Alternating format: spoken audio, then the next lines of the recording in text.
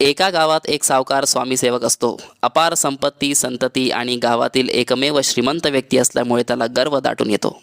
गंमत अशी असते की ज्याला गर्व असतो त्याला सोडून सर्वांना त्या व्यक्तीची गर्व भावना दिसते. एके दिवशी स्वप्नात त्याला स्वामी दृष्टांत देतात आणि त्याला म्हणतात, बाळा, तू आमचा सेवक आहेस आणि म्हणूनच आम्हाला असे वाटते की तुला मुक्ती प्राप्त व्हावी. सावकार म्हणतो, स्वामी, मला मार्गदर्शन करा, कृपया माझे गर्व हरण करा.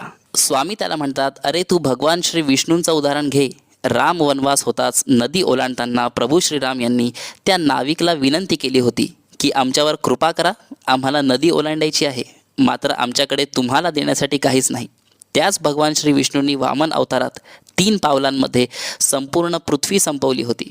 ज्या व्यक्तीकडे असामान्य शक्ती असतानाही एक सामान्य व्यक्तीला विनंती करण्याचा भाव असतो, त्याचप्रमाणे तू सुद्धा वागायला सुरुवात कर, म्हणजे या जन्म मृत्यूच्या जाळ्यातून मुक्त होशील.